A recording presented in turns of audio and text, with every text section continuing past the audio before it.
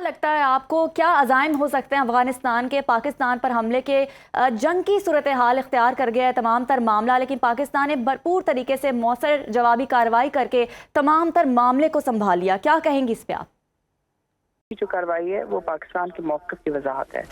पहली बात तो ये है कि आपको जिस किस्म का दहशतगर्दी का सामना था वो महज खाली किसी फर्द वाहिद की या फर्द किसी एक ग्रोह की तरफ से दहशतगर्दी नहीं थी, बल्कि एक मुनज़्ज़म तरीके से अफ़गान तालिबान रजीम की सरबराही में जो पाकिस्तान मुखालिफ दुश्मन है उनके ज़रिए पाकिस्तान के ख़िलाफ़ की जा रही थी।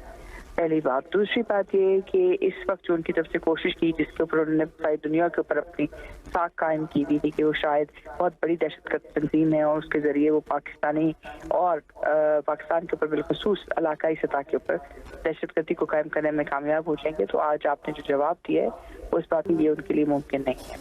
दूसरी बात ये कि इसके साथ जो मुंसलिक गैर कानूनी असलह की फराहमी, दहशतगर्दी और मंशियात फरोशी, जिसके तहत वो ये समझ रहे थे कि वो पाकिस्तान के ऊपर असरअंदाज हो सकेंगे या सरहद पार स्मगलिंग का जो मैकेनिज्म है उसके ज़रिए, तो वो तमाम चीज़ें आज दूसरी तरफ जाती हुई नजर आई हैं। वो तुरखम की ओर छोड़ के भाग गए हैं। मुख्तलिफ पोस्टों पर जितनी आसानी से पाकिस्तान की तरफ से ना सिर्फ उनको कब्जा किया गया है बल्कि उनको से पाकिस्तान के ज़रिए असर आए हैं, तो ये इस बात की वजाहत है कि उनके पास दर हकीकत वो ताकत नहीं है जो वो लोगों के सामने पैदा कर रहे हैं और पैदा करने की कोशिश करें। दूसरी तरफ 2-3 दिन पहले ही जो रूसी वजारत ख़ारजा है उन्होंने भी ये बात वाज़ेह की है अपनी रिपोर्ट में कि 33,000 से ज़्यादा दहशतगर्द वहाँ मौजूद है। इस वक्त अफगान रजीम जो है उनके पास ये तासर है कि शायद हिंदुस्तान जो है उनको रखेगा, लेकिन हिंदुस्तान पाकिस्तान नहीं है कि इतने अरसे तक उनकी मेहमान नवाजी करेगा और उसके बाद उनसे कुछ मांगेगा नहीं। दूसरी तरफ उनका ख्याल ये था कि जो मंशियात फरोशी और जो गैर कानूनी असलाह है